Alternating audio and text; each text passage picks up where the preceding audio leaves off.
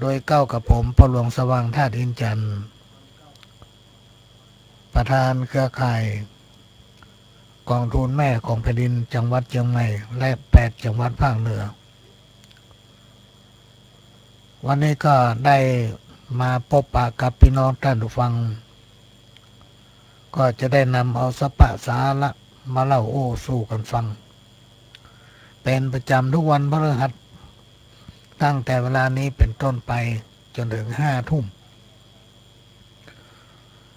ก็จะได้นำเอาสาระสปะร้อยอันปันเรื่องมาเล่าโอ้สู่กันฟังเป็นการเปลี่ยนบรรยากาศหลังจากพี่น้องท่านผู้ฟังได้ฟังธรรมะสาระต่างๆจากพระเถระครูบาอาจารย์จากปน้อยปนานและผู้จัดรายการของสถานีวิทยุวัดไฟซึ่งเปิดถ่ายทอดออนไลน์เผยแพร่สารธรรมคำสอน24 ชั่วโมงช่วงนี้ก็มาเปลี่ยนบรรยากาศ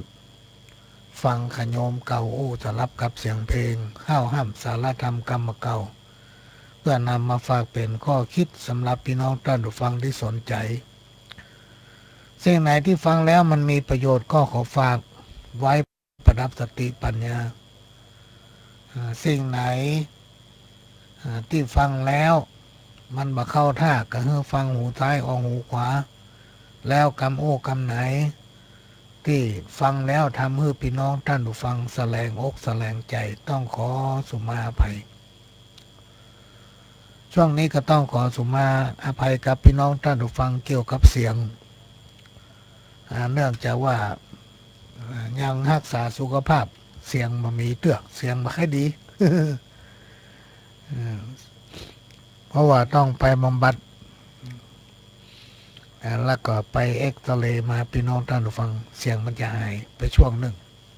ก็ต้องใช้เวลาทำหลายอาทิตย์มาถึงจะปกติก็ต้องขอสุมาอภัยกับพี่น้องท่านผู้ฟังม่วนบ่ม่วนก็อดใจฟังไปบ่มาเข้ารายการพี่น้องท่านผู้ฟังก็โทรมาติ๊กเป็น10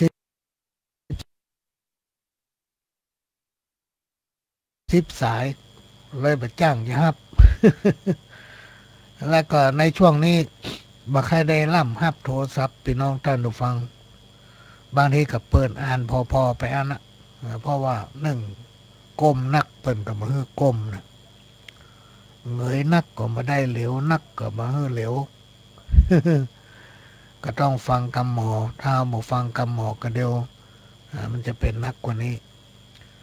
แต่เพิ่นก็บอกว่าถ้ามาแก้ที่ก็ปกติละก็อดใจฟังไปม่วนก็อดใจฟังก็มีเทปมาสลับเป็นเทปเก่าที่อัดไว้สลับกันไปถ้าเอาอันอื่นมาเปิดเดี๋ยวพี่น้องท่านผู้ฟังว่าโอ้บ่มาเข้ารายการนำละไหลไปทางอื่นเดี๋ยวแล้วก็โทรมาเดือด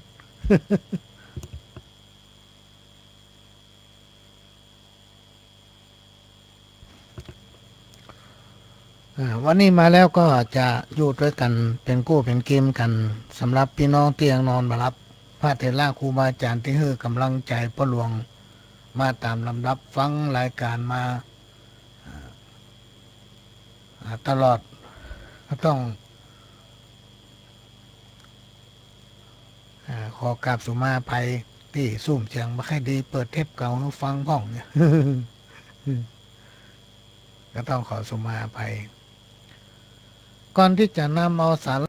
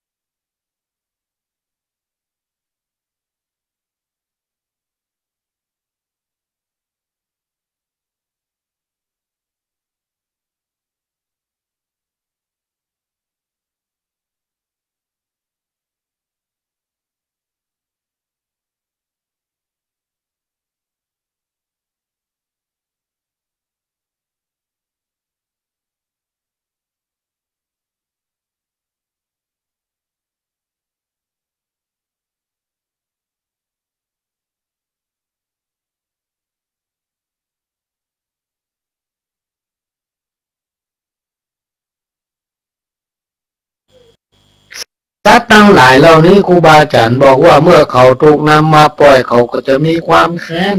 ความอาฆาตยิ่งเป็นสัตว์พิการยิ่งให้พี่น้องท่านผู้ฟังเป็นบาปเป็นกรรม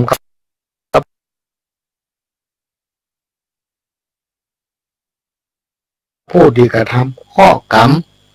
หรือที่เฮาห้องกันว่าเจ้ากรรมนายเวรนั้นจะต้องตามมาถึงเฮามันจะมาลาวีคนที่เนี่ยคนที่ทำเนี่ยมันมีวันย่างมันมีวันเลิกแล้วมันไม่ใช่กระจาดเดียวนะมันจะตามลาวีไปทุกชาติบอกว่าเขาจะไปเกิดในภาคภูมิภพไหนก็แล้วแต่เจ้ากรรมมันจะเป็นเจ้ากรรมเจ้าเวรตามเขาไปทุกชาตินี่ครูบาอาจารย์เพิ่นโอ้นะถ้าพระหลวงโอ้คนเดียวก็ได้จะมีคนโทรมาถามพระหลวงเกิดตายแล้วก็ครูบาอาจารย์ยังได้กล่าวไว้ว่าลองสังเกตพอเตอะคนที่ชอบเอาสัตว์ไปปล่อยวัดนั้นชีวิตของคนคนนั้นจะเป็นอย่างไรประการแรกคือสุขภาพบ่ค่อยดีมีสตางค์เต็มกระเป๋าแต่ก็โอนมือกินมืออยากอันนั้นก็ไม่ได้กินอยากอันนี้ก็ไม่ได้กินสตางค์ไม่เต็มถุงไปซื้อบ่ได้แก้วแหวนเงินคำมีเป็นมัดแต่ว่าไปเสาะหากินตามความต้องการของตัวไม่ได้บางทีหามาก่อมพอกินมักจะมีโรคภัยไข้เจ็บมาเบียดเบียนอยู่เรื่อยๆบึ้ดหนึ่งก็เป็นหนึ่งบึ้ดหนึ่งก็เป็นหนึ่งเนี่ยการทำงานอันยังก็มีความสำเร็จธุรกิจก็มาราบรื่นเพราะว่ามีเจ้ากรรมเจ้าเวรเขาอาฆาตอยู่ตลอดเวลาอย่างที่อู้เนี่ยยิ่งเอาหมาเอาแมวไปปล่อยวัดทำให้เป็นภาระของสงฆ์ต้องเลี้ยงดูนี่คือเป็นบาปกรรมยังนักติดหนี้สงฆ์ สร้างภาระให้สงฆ์หรอกอันเนี้ยพี่น้องท่าน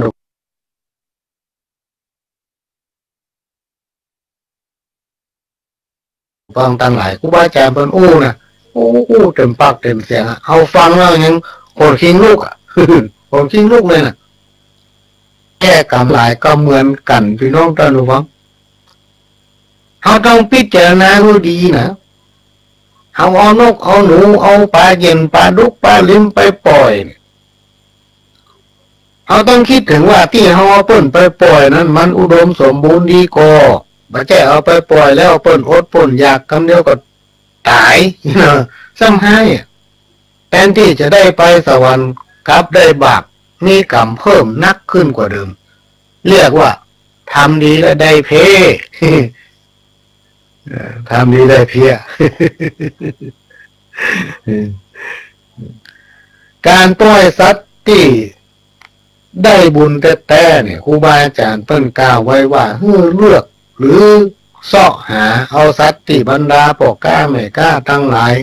ตั้งใจจะจับมาฆ่าเพื่อเอามาขายอันนี้พี่น้องท่านผู้ฟังทั้งหลายมันเป็นการสะเดาะเคราะห์ส่งข้อสัตว์จะได้บุญนะพ่อเขากำลังจะตายเขาไปช่วยชีวิตให้เขารอดได้หรือช่วยให้เขารุดพ้นจากความตายและก็ต้องมาพิจารณาให้ดีว่าเมื่อเขาไถ่ถอนชีวิตสัตว์เหล่านี้มาแล้วจะไปให้ไผ่เลี้ยงเมื่อเขานำไปเลี้ยงเขาเลี้ยงดีก็สัตว์ได้อยู่ดีกินดีก็ถ้าว่าสัตว์ที่เขาไถ่ถอนชีวิตมานั้นเปิ้นได้อยู่ดีกินดีมีความสุขเฮาเนี่ยก็พลอยที่จะได้รับสิ่งดีๆจะมีความสุขทางด้านร่างกายจิตใจรวมไปถึงความเป็นอยู่จักได้บังเกิดขึ้นกับเราทำบุญทั้งทีก็ควรดูแลบุญนั้นๆให้ดีจังมีผลบุญมาตอบสนองเราในที่สุดการให้ชีวิตสัตว์เหมือนกับว่ามีครูบาอาจารย์เพิ่นอู้อยู่มีอยู่เรื่องนึงตึงวันตู้ลงก็ตีระฆังสูตรมนต์เพราะว่าตี 5 ตี 4ก็ไม่ไปตีระฆังแล้วหรอกกังตู้ลงจะสูตรมนต์ ทำวัดเจ้าพอทำวัดเจ้าแล้วเพิ่นก็จะออกบิณฑบาตมีอยู่วันหนึ่งพี่น้องท่านผู้ฟังตุลุงไปกินอย่างบ่ฮู้รู้ต้องวันค่ำบ่ใช่ตุลุงสมัยไปเด้อนะตุลุงสมัยละคอนมาแล้ว ตุลุงรู้ต้องวันค่ำเตียวก็ห้องน้ำวันค่ำเมื่อคืนน่ะคืนหูไม่ได้หลับทุกครั้ง4 โมงเกิงหรือว่าตี 4เกิงเนี่ยจะทุกตีละครั้งวันนั้นด้วยความอ่อนเพลียไม่ได้ตีละครั้งสักคำไม่ได้ตีละครั้งพอ7 โมงปลายเมื่อเจ้าตะวันกำลังขึ้นมีอาแปะที่อยู่ข้างวัดน่ะโอ้มาตุลุงแต่งขันเข้าขันน้ำขันเขาตอกดอกไม้พร้อมกับปัจจัยซองมาเล่นอ่ะทางไหนก็ได้หมูอ่ะแต่ซองมันใหญ่ ว่ามาถวายสังฆทานตุลุงนี่หรอตุลุงก็สงสัยปูแปะนี่มันบอกเคยทำบุญเจ้าเตื้อวันนี้จะได้ว่ามาตานขันเข้าเนาะแปมปอซองมาเล็กมาเล่นดูเอาวางทางบนทางในไม่ต้องได้หมูตุลุงสงสัยเจริญพรนะแปะวันนี้ไปนึกใจอย่างไรมาทำบุญวันเกิดการบ่ใจไม่ใช่วันเกิดอ้วที่เราตีว่ามาทำบุญวันนี้เพราะว่าทุกวันเนี่ยตุลุงตีละครั้งที่เราตี 4เกินตุลุงก็ตีละครั้งแล้ววันนี้ตุลุงไม่ตีละครั้งโลทำให้ว่าไล่บุญว่ะตุลุงไม่ได้ตีละครั้งเพราะว่าตุลุงรู้ต้องแต่ว่าบางค่ำแต่คืนก็รู้ต้องอ่อนเพลียรับลืมตื่นไม่ได้ตีละครั้งทางวัดเจ้าแล้วแพ้ไปได้บุญอย่างไรตุลุงสงสัยก็ไล่บุญสิหรอกถ้าตุลุงตีละครั้งนี่ว่าจะฟังละครั้งตุลุงตีละครั้งก็จะต้องตื่นมาฆ่าหมูทุกวันเป็นเบิ่งฆ่าหมูตี 4เกินหมูจะต้องตายเจ้าละตัวดุกแปะนี่มันหาเรื่องนะอยู่ข้างวัดอาศัยละครั้งตุลุงดุกเปิ้นตีละครั้งทำวัดเจ้ามันก็ลูกฆ่าหมูตีละครั้งทำวัดเจ้ามันก็ลูกฆ่าหมูหมายความว่าเสียงละครั้งดังนี่ทุกเจ้าหมูต้องตายเจ้าละตัวแต่ว่าตุลุงไม่ได้ตีละครั้งวันนี้ทำให้ว่าได้บุญเพราะว่าหมูที่ว่าจะฆ่าบางนี้มันเกิดลูกโอ้เกิดลูกออกมาถึง9 ตัวว่ะพี่น้องท่านผู้ฟังเป็นว่าตุลุงก็ได้บุญตัววันนั้นถ้าตุลุงตีละครั้งหมูนั้นไม่ได้เกิดลูกแน่จะต้องถูกปูแปะเชือดตั้งมาเจ้าตีที่เกิงละพอตุลุงลืมตีละครั้งปูแปะก็ลืมตื่นไม่ได้ลูกมาฆ่าหมูพอตื่นมาหมูเกิดมา9 ตัวหมูไม่คาดตัวนั้นเกิด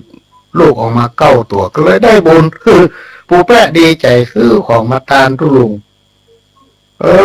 เป็นว่าตุลุงรู้ต้องลืมตีละครั้งทำวัดเจ้าทำให้ปูแปะได้บุญ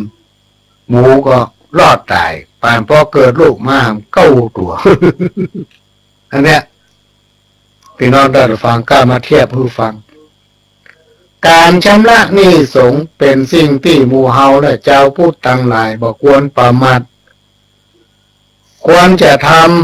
ำอยู่เป็นอาจิน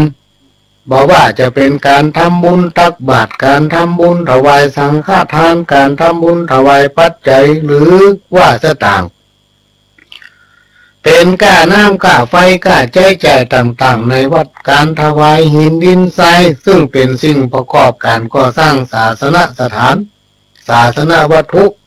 ต่างๆรวมไปถึงของจำเป็นที่พระสงฆ์องค์เน้นจะต้องใช้ในขณะที่เราทำบุญก็คือตั้งจิตอธิษฐานบุญกุศลที่ข้าพเจ้าได้กระทำในกาลบัดนี้ขอเป็นกรรมดีเป็นภาระบุญกุศลเพื่อชำระหนี้สงฆ์และเจ้ากรรมนายเวรตั้งแต่ในอดีตชาติจนถึงปัจจุบันถึงที่หู้ตัวและบ่ได้หู้ตัวถึงที่ได้เจตนาทำหรือว่าบ่ได้เจตนาหรือว่าข้าบ่ได้กระทำเองแต่ไปมีส่วนร่วมในการกระทำอันนี้มันมีเนอะพี่น้องท่านผู้ฟัง เฮาบ่ได้ตั้งใจทำแต่เฮาบ่ได้ทำคนเดียวแต่ได้มีส่วนร่วมในการกระทำสมัยตะก่อนนี่ใกล้จะถึงเดือนจีปีใหม่นี่ทุกหมู่บ้านน่ะทุกหมู่บ้านพี่น้องท่านผู้ฟังนี่เป็นความจริงนะเพื่อจะตกหุ้นลงงัวลงควายกันเป็นตัวนะเฮาบ่มีเจตนาทำแต่เวลาเปิ้นมาถามจะเอาหมูทั้งหุ้นกอควายทั้งหุ้นของวัวทั้งหุ้นก็เฮาก็เอาก็เปิ้นเนี่ยเอามาอุ้ยหุ้นเลยอันนี้ก็คือมีส่วนร่วมในการกระทำก็ได้มาขออโหสิกรรมถึงมีส่วนร่วมและบ่มีส่วนร่วมขออโหสิกรรมขอกรรมดีๆที่ข้าพเจ้าได้กระทำในกาลบัดนี้จงเป็นภาระปัจจัยแก่ข้าพเจ้าและขจัดความขัดข้องหรือความวิบัติอันจะเกิดขึ้นกับข้าพเจ้าขอให้ระงับกับหายไปตั้งแต่บัดนี้อนุโมทนาสาธุสาธุสาธุว่า3 คำสิ่งทั้งหลายที่เฮาคิดมาถึงที่เฮาได้ทำมาที่เฮาได้ประมาทด้วยกายด้วยใจหนึ่งมันจะก้อยระงับกับหายไปเมื่อเฮามันทำอย่างเงี้ยถึงวันพี่น้องท่านผู้ฟังแล้วสิ่งทั้งหลายเหล่านี้มันจะบรรเทาเบาบางลงเรื่องการตกนรกด้วยการอมของบริจาคไปกินของทานโดยเฮาบ่ตั้งใจ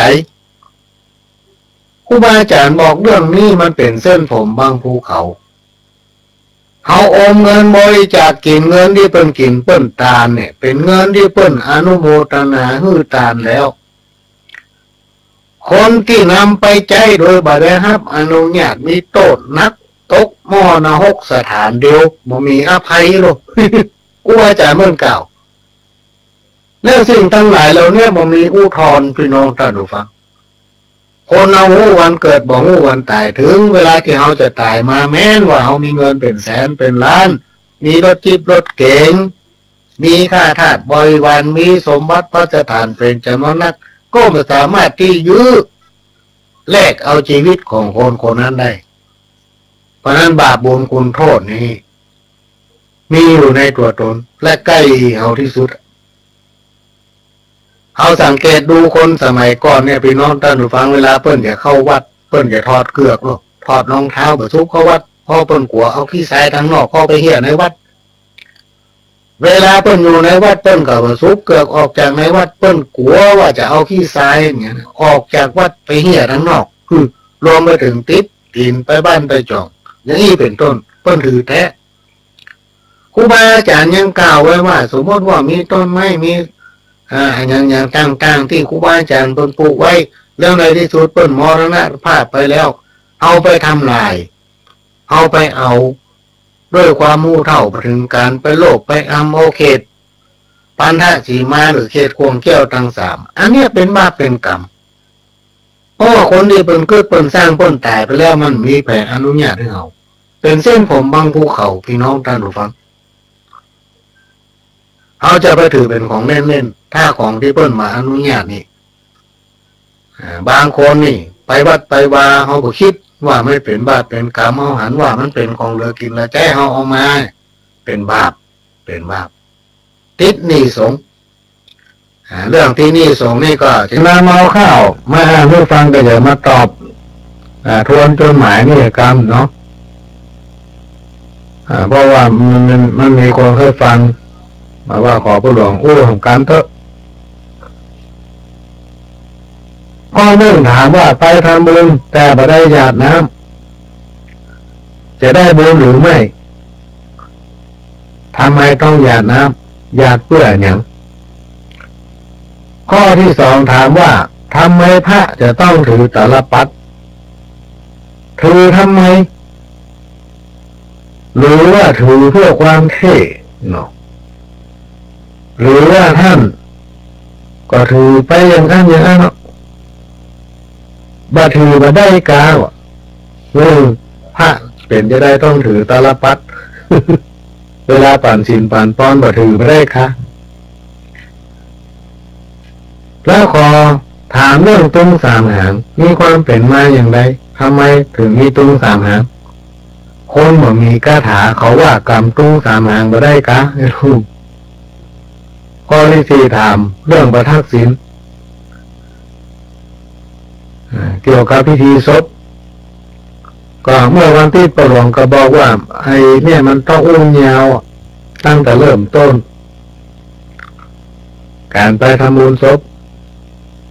รวมไปถึงการเคลื่อนไปบำเพ็ญกุศลรวมไปถึงพิธีกรรมอันเป็นพิธีในทางพุทธศาสนาก็ดีผสมผสานกับพิธีกรรมประเพณีบ้านไผ่บ้านมันซึ่งเอามาผสมผสานกันอันนี้จะต้องได้อุ้มเหมือนพี่น้องด้านหรือฟังเพราะนั้นแปะไว้ เอาไปอุ้มวันที่หน้าก็จะมาอุ้มเรื่องการทำบุญเหตุก่อนผมไปทำบุญแต่ไม่ได้หยาดน้ำจะได้บุญหรือไม่บางทีครับขี่รถไปเจอไปปะพระบิณฑบาตก็เลยจอดแล้วลงใส่บาตรแต่ไม่ได้หยาดน้ำพ่อไม่ได้เตรียมน้ำหยาดไปด้วยถามว่าจะได้บุญก่อเป็นยังไงจะต้องหยาดน้ำขอพ่อหลวงตอบออกรายการให้ตัวคนอื่นเขาก็จะได้ฟังผมก็จะได้ฟังเมื่อวานที่เปิดโทรมาพ่อหลวงผมฟังอยู่เลย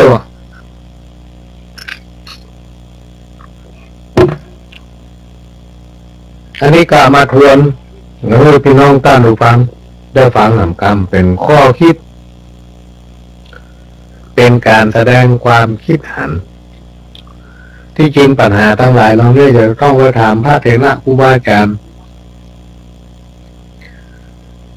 แต่ว่ามาถามพ่อหลวงก็ต้องอู้ตามความคิดของพ่อหลวงที่เขาเคยปฏิบัติที่เขาเคยมู้เคยหันที่เขาได้สอบถามครูบาอาจารย์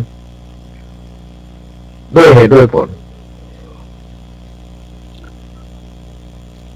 ที่จริงปัญหานี้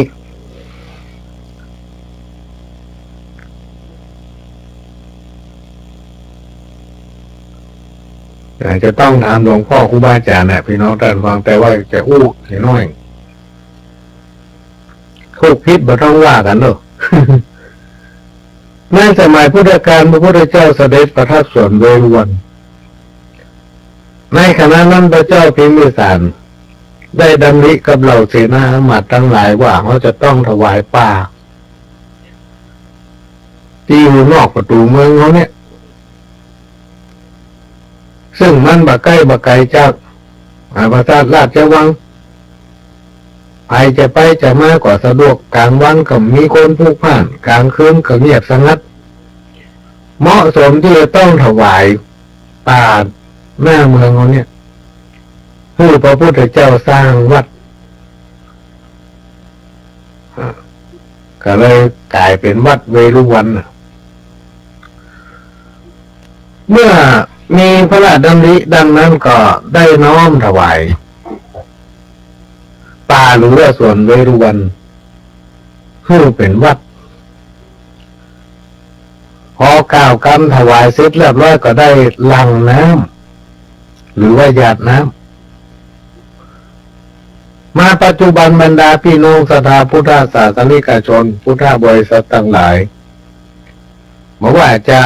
มีกินมีทานสัพพะบอกว่าจะเป็นงานมงคลหรือว่างานอวมงคลก็จะมีการหยาดน้ำก็คือลอกเลียนแบบมาจากบรรพบุรุษด้วยความเชื่อถือว่าการฮื้อแล้วก็หยาดน้ำเป็นสัญลักษณ์หรือสื่อบอกว่าเขาได้ฮื้อตานเมื่อมีการทำบุญก็จะมีการหยาดน้ำถามว่าจำเป็นต้องหยาดหรือไม่ตามความคิดพี่น้องท่านผู้ฟังประกอบกับได้ไปอู้กับครูบาอาจารย์ท่านมักจะอู้อยู่เสมอว่าการตรวจน้ำนั้นมันทำให้ผู้ที่มีความตั้งอกตั้งใจทำบุญเกิดปีติมีสมาธิเรียกง่ายๆเมื่อได้ทำบุญให้ทานแล้วตั้งจิตใจอธิษฐานหยาดน้ำเสร็จมันทำให้ม่วนอกม่วนใจเพราะมีปีติบุญจะเกิดที่ใจก่อน ก็เลยมีกำบอกเล่าขานสืบตามกันมาว่ากินตามหยาดน้ำปู่ย่าตายายครูบาอาจารย์ท่านมักจะบอกว่าหยาดน้ำลงดินนั้นเปรียบเหมือนดังได้ฝากบุญไว้กับแม่ธรณีแม้ว่าจิตวิญญาณทั้งหลายบ่สามารถมาฮับของตามในเวลานั้นได้แม่ธรณีจะได้เก็บรักษาไว้หึ่งหากผู้ที่เขาตามหาเขาหมดกรรมหมดเวรในภพในชาติเรียกว่าบ่ได้เกิดมาเป็นคนทำแล้วนี่นะไปสู่สุคติแม่ธรณีก็จะได้เก็บรักษาของบุญของกุศลอันนั้นไว้ให้เขาการทำบุญตักบาตรตอนเช้าเขาบ่ได้เตรียมน้ำหยาดไปตัวกล่อมเป็นอย่างนึกได้ขึ้นมาเมื่อใดพี่น้องท่านผู้ฟังก็หยาดน้ำที่บ้านของตนก็ได้หยาดที่ไหนก็ได้ก็จักสำเร็จตามกำลังอธิษฐานการทำบุญตักบาตรนั้นครูบาอาจารย์ท่านเคยกล่าวว่าควรทำบ่อยๆหรือว่าควรทำบุญตักบาตรประจำนะอย่างสม่ำเสมอนอกจากจะทำบุญใส่บาตรพระเนรที่เดินบิณฑบาตก็ไปทำบุญตักบาตรที่วัดทุกวันพระจะดีมากเป็นการสร้างสมบูรณ์เป็นการเริ่มต้นชีวิตของเราให้ใหม่อยู่เสมอทำให้จิตใจเบิกบานทั้งยังเป็นการรักษาพุทธประเพณีสืบทอดพระพุทธศาสนาจะได้บุญนักบุญน้อยอยู่ที่จิตใจของเราพี่น้องท่านผู้ฟังทั้งหลายขณะที่เราทำบุญด้วยตามจะถวายตามหรือว่าจะทำอันอย่างก็แล้วแต่ถ้าเราตั้งอกตั้งใจทำสิ่งนั้นก็จะสำเร็จดังปรารถนาสรุปการหยาดน้ำนั่นหมายถึงการแผ่กุศลอันนี้ปัญหาที่ถามขณะนี้พี่น้องท่านผู้ฟังก็กำลังรับฟังรายการสาระสปะจากสถานีวิทยุกระจายเสียงพระพุทธศาสนาแห่งชาติและสังคมขึ้นเพื่อการศึกษาพระพุทธศาสนาและวัฒนธรรม FM 104.50 เมกะเฮิรตซ์จากวัดฝ่ายหินวัดฝ่ายหินตั้งอยู่หลังมหาวิทยาลัยเชียงใหม่ตำบลสุเทพอำเภอเมืองจังหวัดเชียงใหม่ดำเนินรายการโดยเก้ากับผมพ่อหลวงสว่างธาตุอินจันทร์ประธานเครือข่ายกองทุนแม่ของแผ่นดินจังหวัดเชียงใหม่และก็8จังหวัดภาคเหนือก็ได้มาพบปะกับพี่น้องท่านผู้ฟังตั้งแต่เวลา20:30ไปจนถึง5 ทุ่มก็นำเอาสาระสปะมาเล่าโอ้สู่กันฟังสำหรับท่านที่นอนบ่หลับเป็นกู้เป็นกิมเถระครูบาอาจารย์ตู้ให้ตู้ลุงพระเนรที่อยู่วัดว่างเว้นจากภารกิจนอนก็บ่หลับปีนไปปีนมาเปิดวิทยุเบาๆฟังปูนานอู้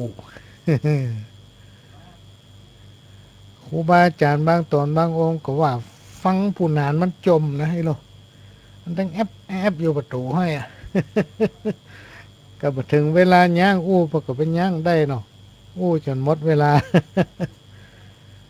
ในๆก็มาอู้ถึงเรื่องปัญหาตะกี้จากเทปเก่าพี่น้องท่านผู้ฟังต้องสลับกันไปเพราะว่าช่วงระยะนี้เป็นช่วงที่กำลังรักษาสุขภาพ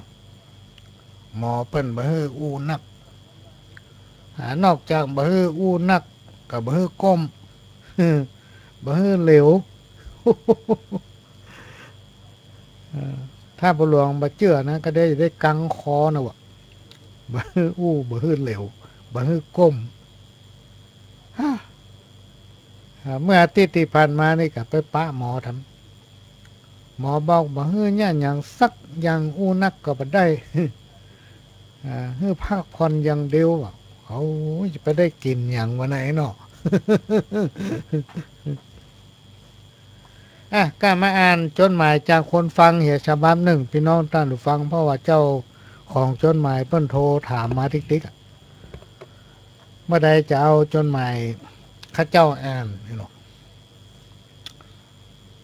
ดูมันเคยอ่านแล้วเตือนแล้วนะจดหมายฉบับนี้แต่ยังโทรถามมาอยู่เข้าใจว่าเวลาเขาอ่านเพิ่นบ่ฟังวันนี้ว่าฟังอยู่เนอะจดหมายจากคนฟังเพิ่นเขียนมาว่าสวัสดีเจ้าประหลวงฟังรายการของประหลวงมาตลอดเลยบ่เคยขาดเนาะ สงสัยต้องขาดสักเตือละต้องไปได้ฟังวันใดวันหนึ่งเพราะว่าจดหมายฉบับนี้จำได้ว่าเคยมาอ่านเตือหนึ่งละมีคติดีนี่ลงฟังรายการของพ่อหลวงและมีคติสอนใจดีฟังแล้วสบายใจเจ้าข้าเจ้ามีปัญหาบ่ฮู้จะถามไผดีวะ โอ้ข้าเจ้ามีปัญหาบ่ฮู้จะถามไผดีวะ แล้วมาถามพ่อหลวง ขนาดกึดใจแล้วหมูไปถามไผมาถามพ่อหลวงข้าเจ้าจะขอถามพ่อหลวงดีกว่าพี่ลอกบอกว่าเคยสร้างกรรมอันยังมาบอกว่าเจ้าเนี่ยทำกรรมอันยังมาทำอาชีพอันยังกับประสบความสำเร็จแถมยังเพิ่มหนี้สินลงทุนทำอันยังทุนก็หายกำไรก็บ่ได้ว่า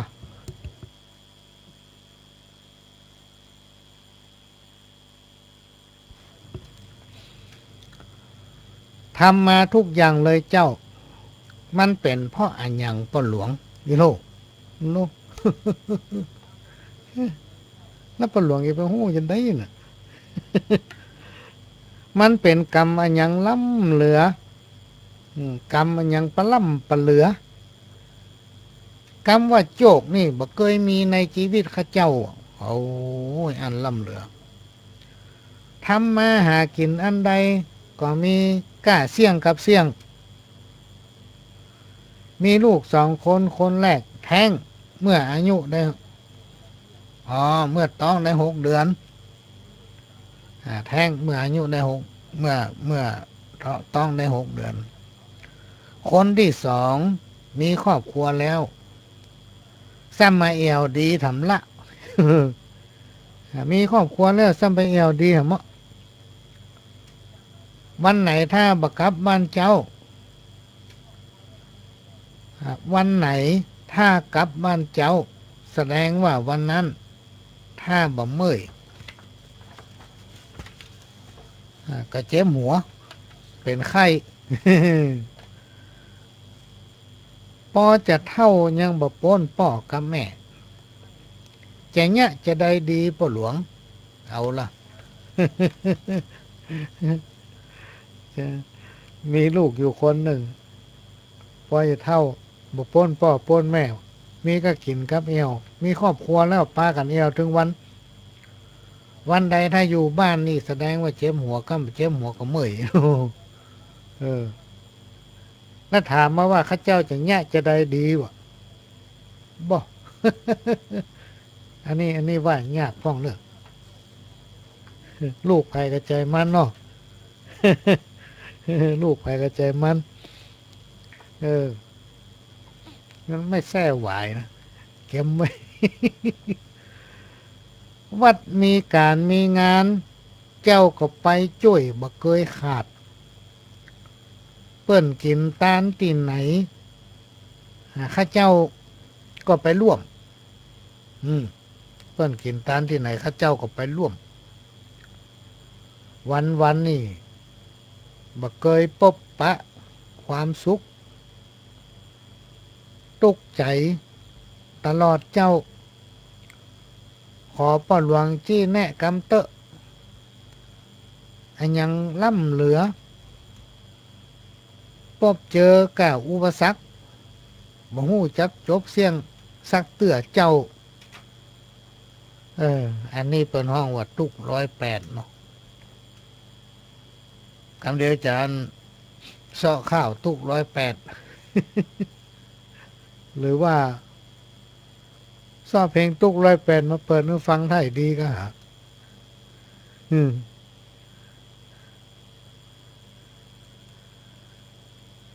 เสียงมันตัดเนอะพี่น้องท่านฟังบอกว่า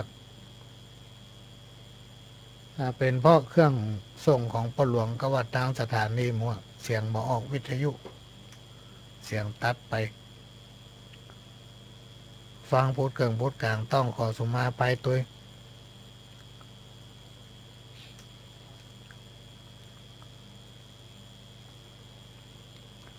อันนี้ก็เป็นปัญหาที่ถามมา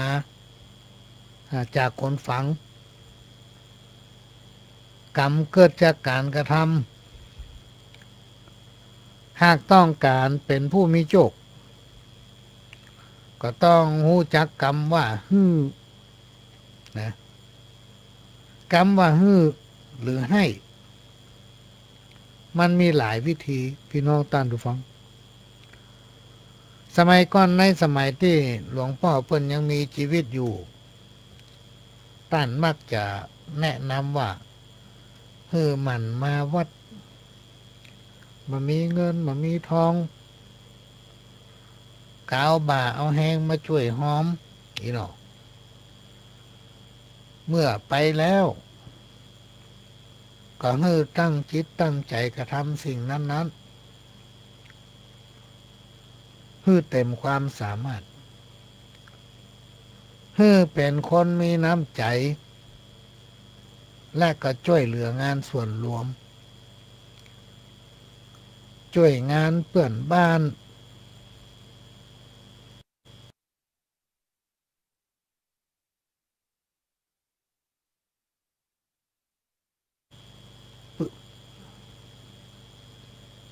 ตามความสามารถเป็นคนมีน้ำใจและก็กันอยู่เสมอเวลาเรามีการมีงานเขาก็จะได้มาหาเรานี่ เดี๋ยวนะพี่น้องเราจะปรับเราจะส่งรายการนี้ใหม่ได้จะตัดก่อนตัดแล้วจะส่งใหม่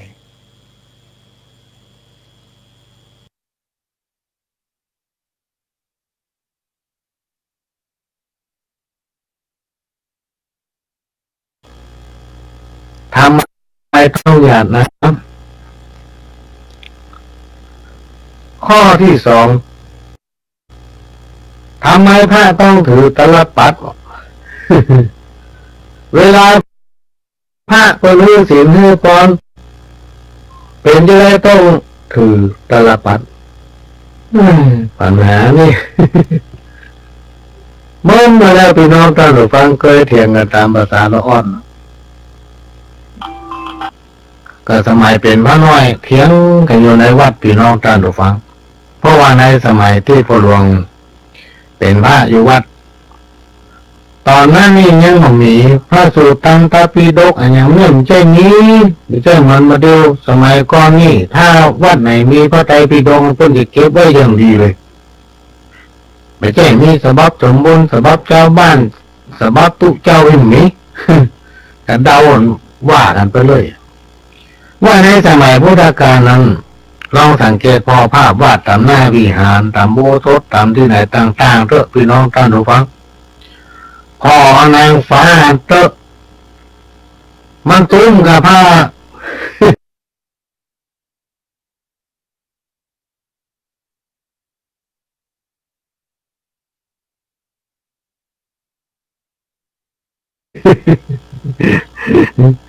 ตุ้มกับผ้าแผ่คืนดูเนี่ยแล้วคนในสมัยโบราณสมัยเรื่องตาลปัดเนี่ยก็ไปว่ากับวันที่แต่วันนี้ขืนอู้ประเดิมอู้เรื่องแม่มั่วหมด ก็มาอ่านข้าวอันนี้น่าจะเป็นของพ่อสลาตาจะแม่นมาแม่นพวกนั้นเนี่ย อาหังวันตามารดาแม่เจ้าตัวของลูกเต้าจักเล่าไข่จ๋าจักพันละนาเป็นก้อนข้าวซ้อย เอากูนมาตามมายายเป็นถ้อยตามหีบตามหอยวาทะอุ้มต้องหัวทีมีมาสัปะเป็นอ้วกหากอันตาลาย ของที่เคยมักก็กินบาลายเงินคิวสาบไปเหี่ยมดเหี่ยเที่ยงบางวันเต่าได้ผิวใสก็มดเกลี้ยงก็มาหมองมัวดำค้ำต้องเริ่มใหญ่มาปาหูทุกลำเตียวลุกเนี่ยแต่กะเนี่ยเจ็บหลังกั้นกัดรุดอัดแต่หนายามนอนน้ำกาหงายถึงบ่ได้ยามลูกดิ้นตัวพี่น้องท่านผู้ฟังต้องขอสุมาอภัยตัวตะกี้ในเสียงมันตัดไป สายพระแคบถ้าจะพูด อากาศมันกระเดียวก็ร้อนกระเดียวก็หนาวกระเดียวก็ฝนตกกระเดียวก็แดดออกเนาะมันเพี้ยนไปละมันเหมือนสมัยก่อนเสียงมันก็เลยตัดไปพี่น้องท่านฟังต้องขอสุมาอภัยตัวคำเดียวจะเอาโจนหมายที่ตอบตะกี้เนี่ยมาอ่านให้ฟังทำไมเนาะ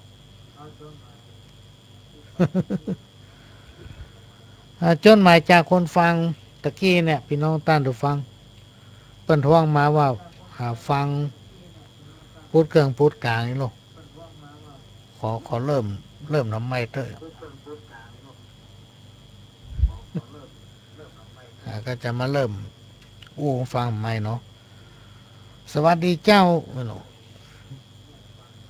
ป้าหลวงฟังรายการของป้าหลวงมาตลอดเลยมีคติสอนใจดีขนาดฟังแล้วสบายใจเจ้ามีปัญหาบ่ฮู้จะถามไผดีลูกขอถามป้าหลวงดีกว่าวะ บ่ฮู้จะถามไผแล้วมาถามป้าหลวงไปฮู้ได้จัดใดนะ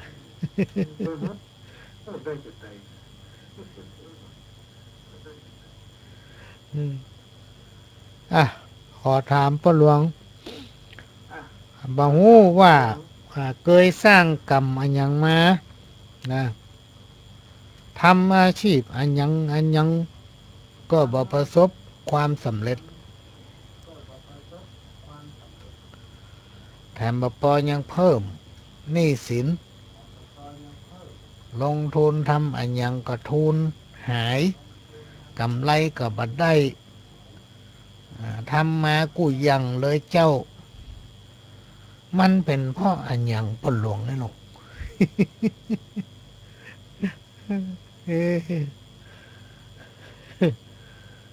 มาถามป้าหลวงมันเป็นกรรมอันยังปล่ำปะเหลือนี่ลูกกรรมว่าโจกนี่ถึงบ่เคยมีในชีวิตนี้ทำมาหากินอันใดก็มีแก่เสี่ยงกับเสี่ยงมีลูก2 คนคนแรกแท้งเมื่อต้องได้6 เดือนคนที่2มีครอบครัวแล้วสมัยเอวดีทำละวันไหนถ้ากลับบ้านเจ้าแสดงว่าวันนั้นกันมันบ่เมื่อยก็เจ็บหัวเป็นไข้อีโน พอจะเท่ากันยังบ่โป้นป่อโป้นแม่จะเนี้ยยังได้ดีป้าหลวงไอ้ลงบ้า วัดมีการมีงานเจ้าก็ไปบ่เคยขาดเปิ้นกินเปิ้นตานอันหยังถ้ามีเวลาเจ้าก็ไปร่วมวันนี่บ่เคยพบปะกับความสุขทุกอกทุกใจตลอดเจ้าขอป้าหลวงชี้แนะคำเตอะอันยังล้ำเหลือพบเจอกับอุปสรรคบ่ฮู้จักจบจักเสี่ยงสักเตื้อวะ เออ ขอพ่อหลวงที่แน่คือกำเตยเนาะเอออันนี้ไทยได้เสาะหาข้าวตุก108เนาะหรือมาอ่านกับเพลงตุก108มาเปิดให้ฟังมันแข่งบุญแข่งวาสนานี่แข่งได้แข่งกันมาได้พี่น้องต้อนผู้ฟังแข่งรถแข่งเรือนี่แข่งได้บุญวาสนานี่แข่งมาได้บางทีเมื่อจัดก่อนมาเนี่ยหมูว่าเขาทำมันอย่างไว้มันเลยมาตันในจัดนี้ได้ยินเปิ้นอู้กันหมอนั่นมันปวดแข้งปวดขาโอ้ชาลงไปตีนบุ่นมาได้ก็มาหายสักเตื้อไปไหนก็มาหายคนไล่กระซิบกันมันจะไปหายจะได้เมื่อจัดแล้วมันหัก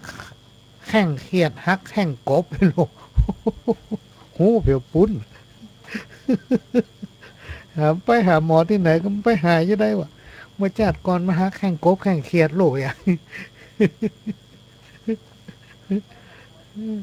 หมอนั่นมันจังเจ็บหัวเนาะกินยาแล้วกันได้ไปหาหมอก็ว่ามันเป็นอย่างกินยาก็มาหาย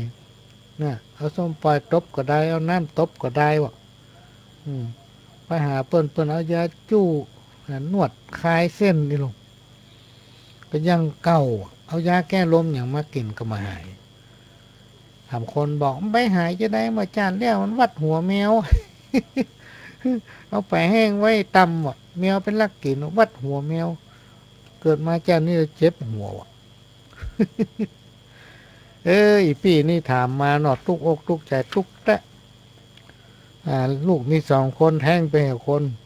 ทำคนมีครอบครัวพอเท่าหรอกเอี่ยวดีผมละวันไหนถ้าอยู่บ้านนี่ก้ำเมื่อยก็เจ็บหัวลูกจะย่างได้ดีพอหลวงวะ จะว่าอย่างใดดีฮะลูกไผ่กระใจมันนะจ๊ะเกียมไม่แซ่หวายไว้อันน่ะ เอาไม่แซ่หวายไว้ อู้กรรมกับฟาด กรรมเกิดจากการกระทำครูบาอาจารย์เพิ่นบอกหากต้องการเป็นผู้มีโชคก็ต้องหู้จักคำว่าฮือนะฮือหรือว่าให้เนี่ยมันมีหลายวิธีพี่น้องท่านผู้ฟังสมัยก่อนที่หลวงพ่อเปิ้นยังมีชีวิตอยู่ท่านมักจะแนะนำว่าฮือมันมาวัดมาว่าบ่มีเงินบ่มีทองก็เอาบ่าเอาแหงมาหอมเมื่อไปแล้วก็ตั้งจิตตั้งใจกระทำในสิ่งนั้นๆฮือเต็มความสามารถ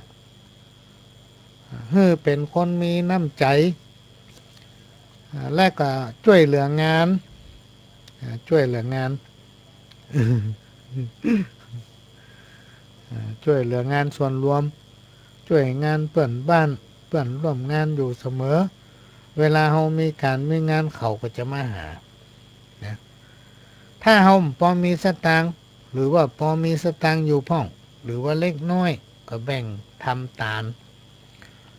งานทำบุญต่างๆร่วมสร้างร่วมบริจาคชักชวนคนฮื้อไปทำบุญและก็ฮื้อเลือกคบแต่คนดีเป็นเพื่อนฝูงหรือกัลยาณมิตรที่จะช่วยเหลือเกื้อกูลกันได้หรือถ้า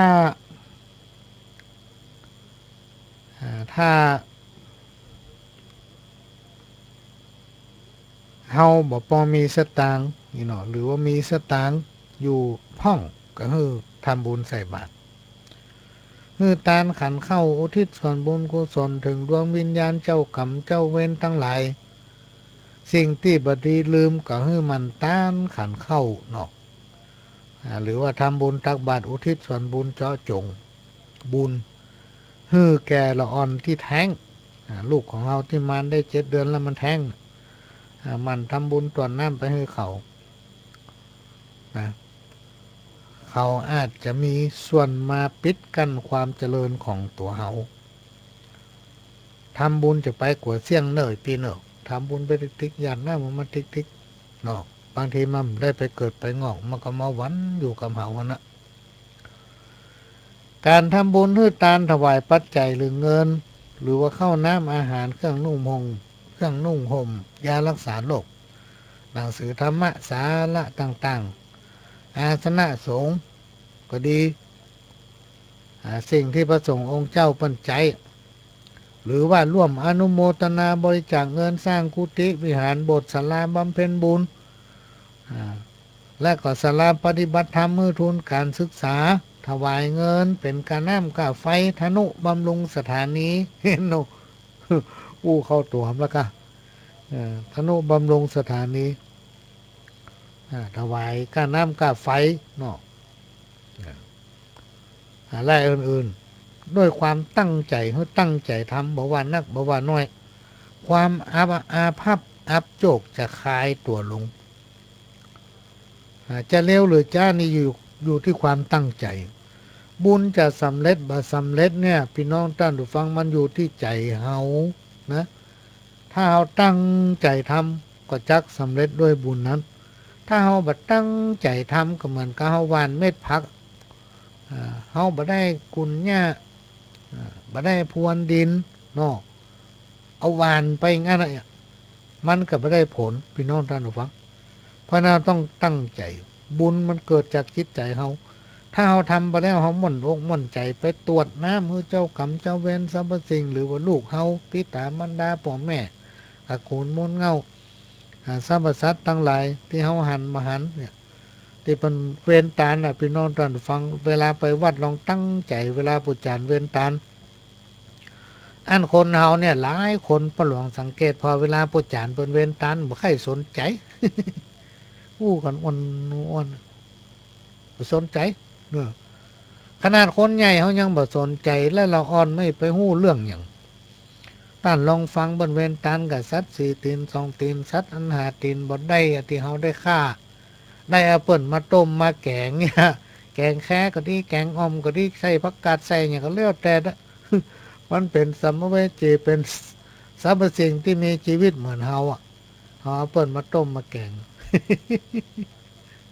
มันเป็นบาปเป็นกรรมเพราะเราตั้งใจทำบุญก็จะสำเร็จด้วยบุญนั้นนะถ้าเป็นกิจการด้านก้าหรือห้างร้านควรบูชาสิ่งศักดิ์สิทธิ์ก็คือจุดธูปเทียนบอกท่อนี้เจ้าที่ขอเปิ้นดูแลปฏิบัติพอไหวนะลองสังเกตพอเถอะร้านของคนจีนนี่เปิ้นจะมีที่จุดธูปไว้ที่หน้าร้านบนนั้นเป็นสวยแดงๆนะเปิดติดไว้ตำดินพ่องข้างฝาพ่องแล้วแต่สถานที่ของเปิ้นจะจุดธูปข้างละบางที่ก็5 ดอกบางที่ก็9บางที่จุดเป็นกำบ่พี่น้องท่านฟังเฮาไปสังเกตพอใกล้ๆ16 ดอก28 16โหอย่าว่าจุดนักแต่นักว่าอันก็ข้าเจ้าธุรกิจบ่ค่อยดีหรอกที่จุดนักนี่คือธุรกิจดีหรอกจุด16 ดอกบอกถึงฟ้าถึงดินว่มองบ้างนี่ไม่ได้โวยทำน้อยนี่ก็เป็นเรื่องที่เอามาเล่าสู่กันฟังเนาะเป็นพุทธาหรณ์สอนใจก็มีสาระพ่องมีสาระพ่องกรรมที่พี่มาเนี่ยตึงนักหนานักแกะ คนเฮาเนี่ยเป็นห้องหัวเดียวกับเทียมรีบไม่ได้หู้ว่าพี่เป็นมีครอบครัวก็ถ้ามีครอบครัวก็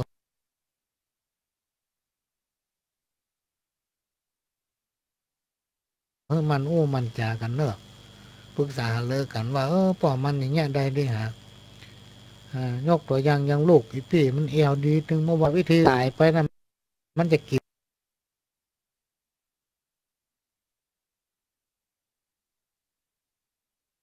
หยังมันจะอยู่จังใดอ่ะ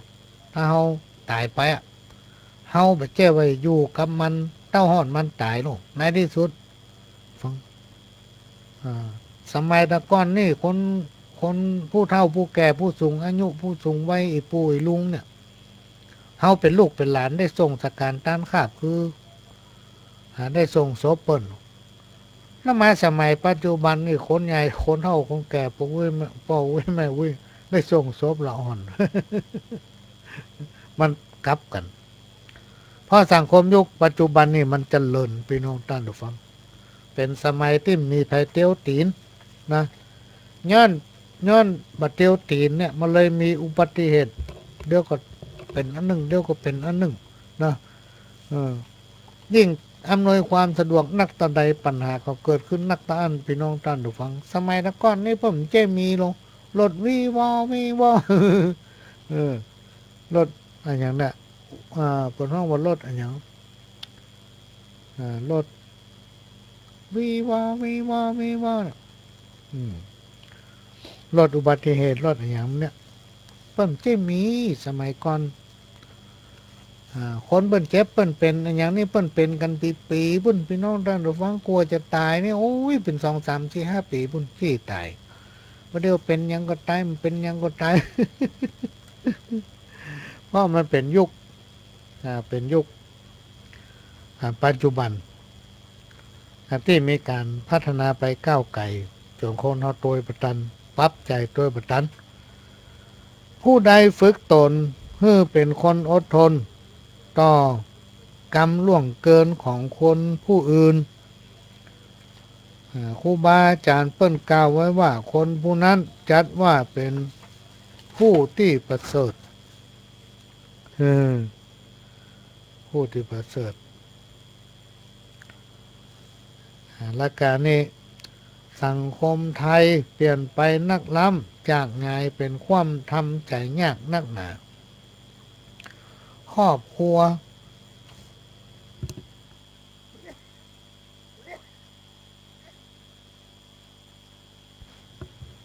ต้องขออนุญาตพี่น้องท่านผู้ฟังยั้งไอเหตุคำ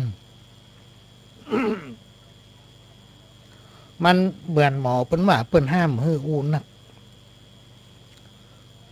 ถ้า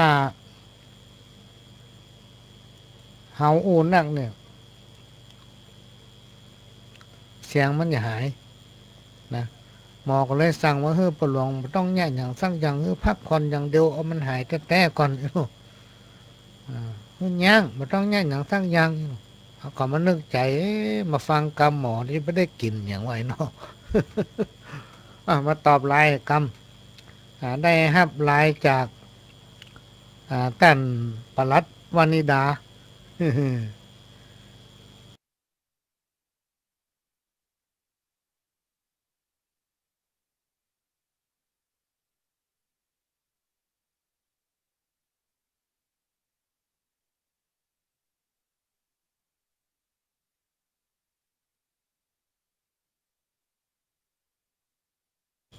โดย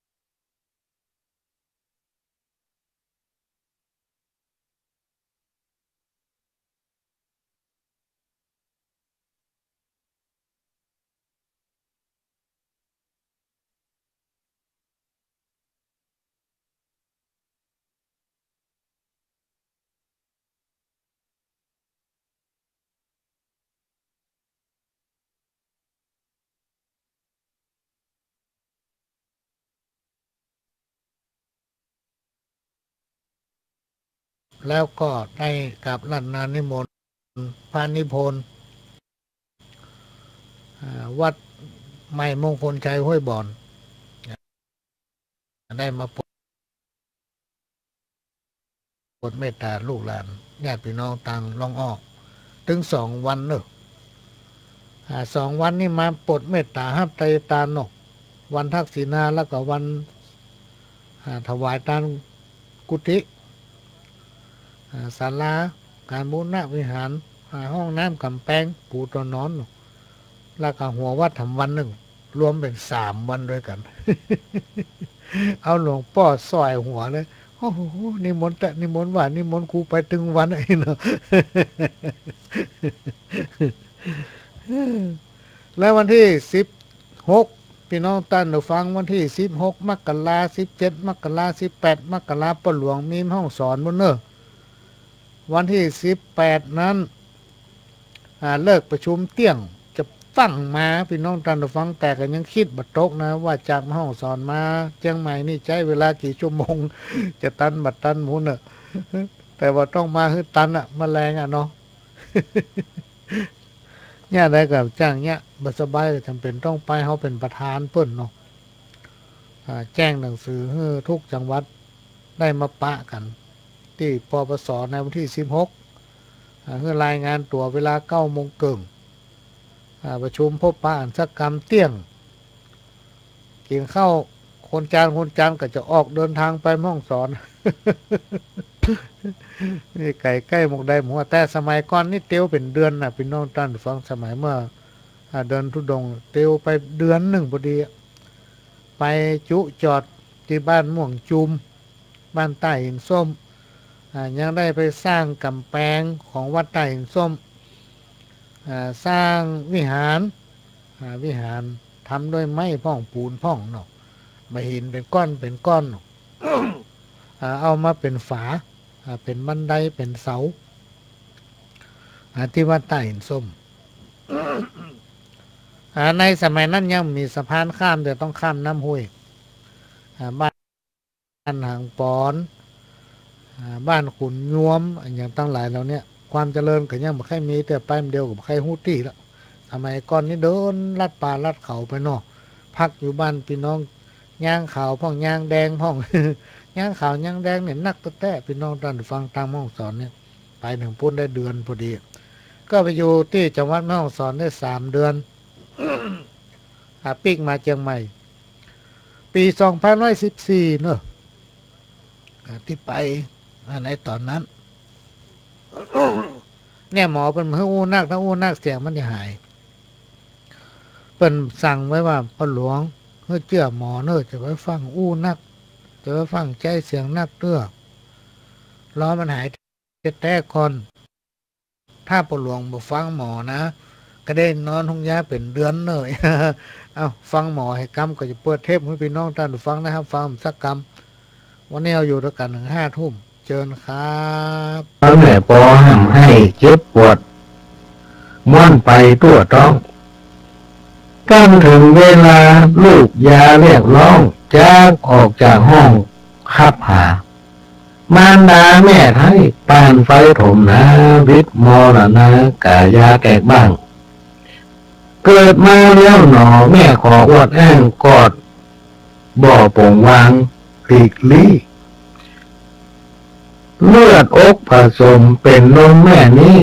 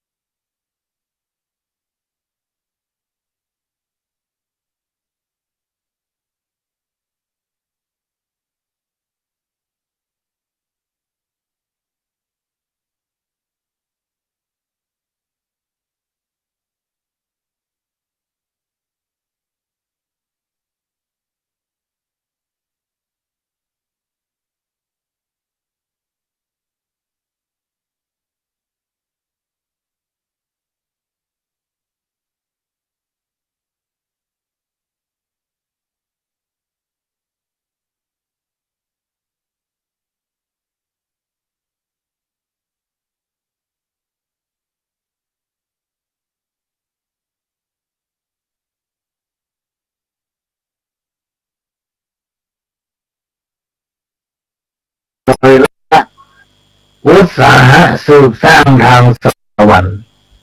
นิสัยทรงคมนิพพานไม่นานคันเกษมสันต์แสนสุขสิ้นทุกภัยมนุษย์เราจะได้ดีเพราะใจสูงเลิศกว่าฝูงเดรัจฉานเพราะการสาม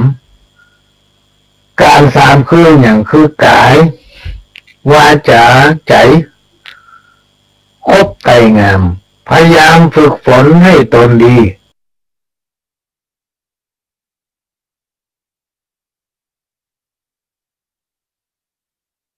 ติเตียนตนค้นหาผิดมีนิสัยชำระใจให้ผุดผ่องยาหมองสีกำจัดบาปล้นตัวตาย อันนี้ของพี่น้องสุพรรณบุรีเนาะของพี่น้องสุพรรณบุรีที่เขียนส่งมาก็มาอ่านให้ฟังแล้วนะ แม้เมื่อหนังเราฝังเผาเปื่อยเน่าหมดเกียรติยศยังคงอยู่ไม่รู้หายคงความดีคือชื่อเสียงที่เคียงกายแม้นตัวตายปวงประชาเฝ้าอะไรเอาความดีเป็นแกนกลางของชีวิตเอาความคิดเป็นเครื่องช่วยอำนวยผลเอาการงานเป็นกลไกภายในตนนี่แหละคนมีคุณค่าราคางามมีสุภาษิตคติเตือนใจตอนหนึ่งที่เราและท่านทั้งหลายควรจะนำมาเป็นข้อคิดประดับสติปัญญาตนเพื่อให้รู้จักตนเอง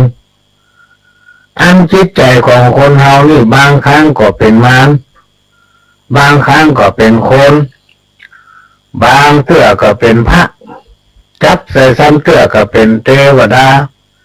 บางเวลาก็เป็นพรหมคนเฮานี่พี่น้องท่านได้ฟังเป็นไปได้กู้อย่างตามกาลเวลาของชีวิตครูบาอาจารย์เพิ่นจะกล่าวเป็นภาษิตไว้ว่าจะปลูกพืชก็ต้องเตรียมดินจะกินก็ต้องเตรียมอาหารจะพัฒนาการงานก็ต้องเตรียมคนจะกระทำการใดก็แล้วแต่จะให้มันได้ผลก็ต้องมีการพัฒนาที่จิตใจของตัวเองก็ต้องมีการพัฒนาตนเองเสียก่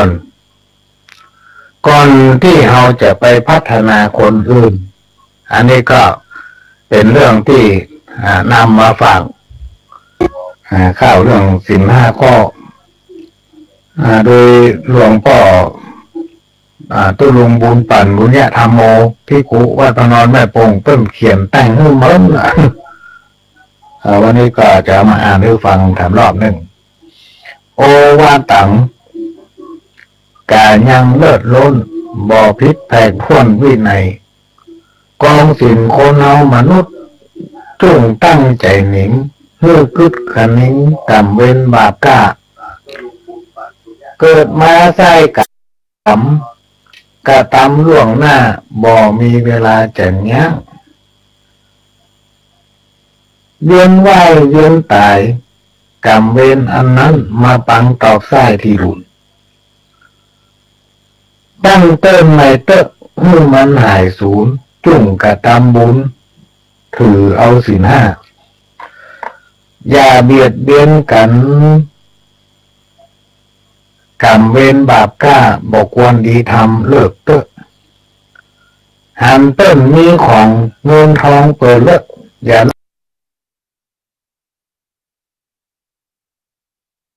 ลักโลภ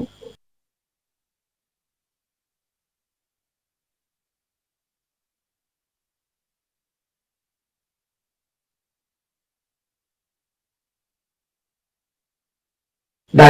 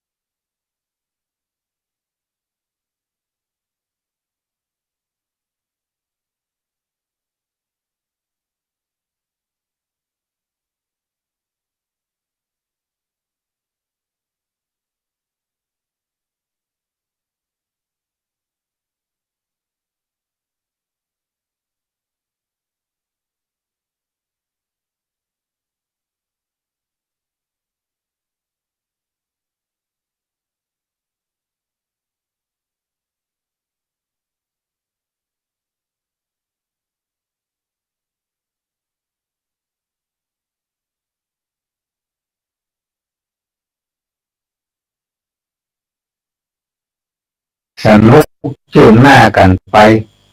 คุณพระพุทธคุณพระธรรมะคุณพระสังฆะแก้วสามตะไหลปลูกไว้ดวงไทยจิตใจแห่งข้าจิตใจแห่งข้า อันนี้ก็เป็นกรรมกรกรรมข้าวเรื่องศีลห้าที่จริงถ้าเราเอาจอยนี่เจ็ดหม่อนพี่น้องตาดูฟัง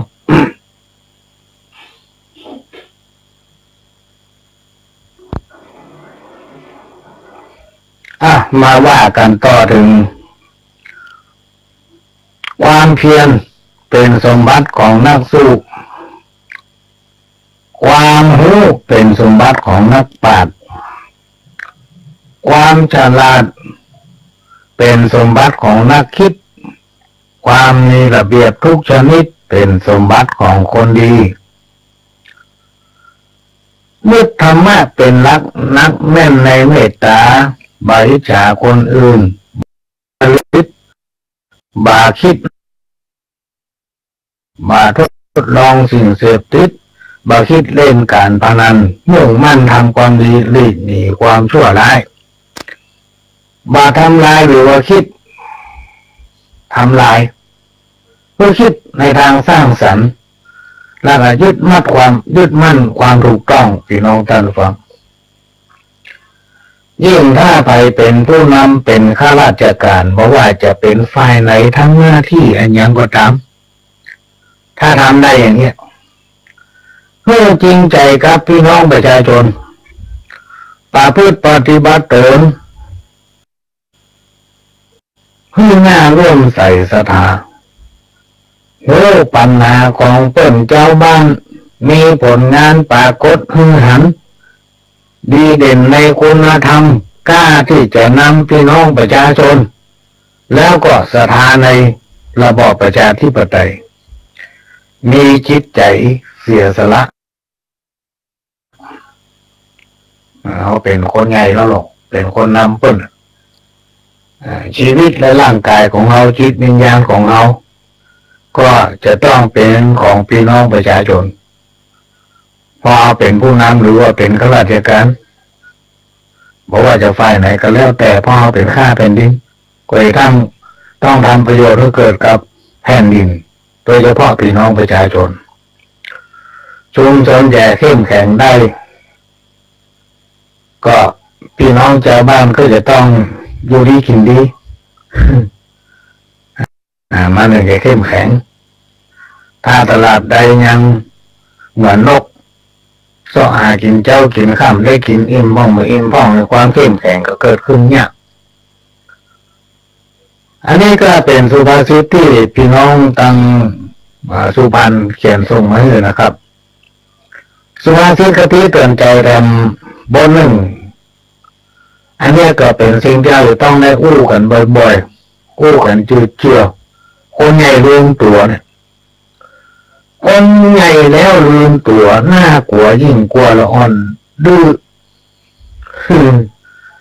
ข้อนี้สำคัญความวุ่นวายที่มันเกิดขึ้นเดือนวันนี่ก็เพราะว่าคนเรานั่นลืมตัว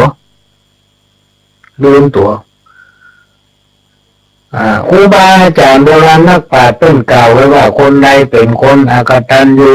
คือคนที่บ่รู้จักบุญจักคุณของพ่อแม่ปู่ย่าตายายครูบาอาจารย์บ่รู้จักบุญคุณของพี่ของน้องที่เคยช่วยเหลือตนเองพอได้ดิบได้ดีลืมเปิ้นแม้นกระทั่งเพื่อนฝูงที่คบหาร่วมทุกข์ร่วมสุขด้วยกันลืมเปิ้นไปหมดคนประเภทนี้พี่น้องท่านผู้ฟังบ่ถ้าไปอิจฉามันมีความเจริญได้บ่เหมือนตายก็บ่ได้ไปเกิดดี หากว่ายังมีชีวิตอยู่บางคนก็ฮิบ่มากล้าบ่ขึ้นนี่ครูบาอาจารย์เป็นว่านะ คนอกตัญญูหมู่จากบุญคุณไผ่เนี่ยบางทีเพิ่นมาสอนแจ๊ดดีกันเป็นให้ ที่หานี่ก็ได้ขึ้นลงมาเป็นศอกได้ศอกลงไปเป็นว่าบ่มีความสุขเท่าตาย ก็เป็นคนอากตัญญูโมจักกุลของไผ่สักคนอะ คนที่โมจักกุลคนเนี่ยบดีเนี่ยพี่น้องท่านผู้ฟังเพิ่นว่าไปว่าบดีแต่บดีว่า มันน่าเป็นความดีมาโอ้กันหนึ่งคนอากตัญญูโมจักกุลคนเนี่ยแถมประเภทหนึ่งในพี่น้องท่านผู้ฟังหันเปิ้นว่านี่มาว่าเขาคนนั้นจะเป็นญาติพี่น้องเพื่อนฝูงเพื่อนบ้านจะเป็นผู้ที่มีความหวังดีที่เคยรู้การที่แนะรู้การอนุเคราะห์ช่วยเหลือพอมันหันเปิ้นดีจังน้อยหาว่าเปิ้นล้ำหน้ามันเหมาะ หาทางทำลายคนที่มันบดีนะคนอากตัญญูเนี่ยวันมันถึงมากึดอันยังกึดกล้าจะเข้าไปหาประโยชน์ใส่ตัวมันทำอันยังกับเพื่อตนเองกินของเปิ้นไว้ของตัว บาพิจารณาถึงกรรมดีกรรมชั่วของตนคือตัวแน่คือตัวแน่คนประเภทที่กล่าวมานี่พี่น้องเราฟังหรือฟังไว้เถอะความทุกข์ความยากจะเกิดขึ้นกับตัวของมันเพราะว่าการกระทำเนี่ยพี่น้องเราฟังจะว่าใครโม้มาอ่านมาได้นะเพราะอย่างน้อยๆตัวเขาก็รู้เขาไปเนี่ยอย่างบดีตัวเขาก็รู้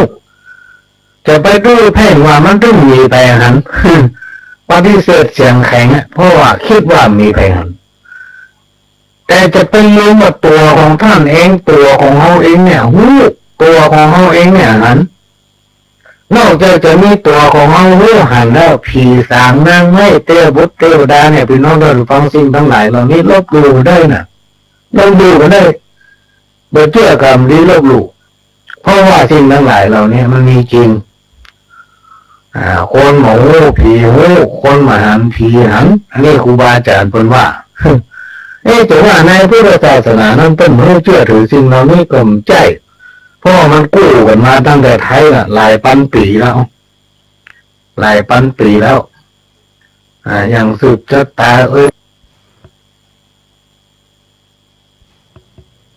ก็ฟังไปเวลาหมดละพี่น้องท่านผู้ฟังในช่วงนี้ก็ต้องขอสุมาภัยกับสุมากับพระเถระครูบาอาจารย์ที่ติดตามมาฟังรายการของพ่อหลวงเพราะว่าช่วงนี้เมินตึงบันได้ กาวอันเก่ามาแตนไปพ่องหมอว่าประมาณสักหลายอาทิตย์อยู่เสียงมันถึงจะปกติตอนนี้ยังปกติแต่กันจะดีหมอนัดทำมันการไปเพิ่มมันแต่ก็เริ่มดีขึ้นมาละสุขภาพมันยังก็ดีขึ้นกินข้าวยังก็ลำไม่ต้องเป็นห่วงหาเนอะบางคนโทรมาหาเป็นห่วงหมดเวลาหมดประหลวงก็ขอนำรายการจากพี่น้องท่านผู้ฟังไปก่อนขอนอนรับฝันดีกันคู่คนขอสวัสดีครับ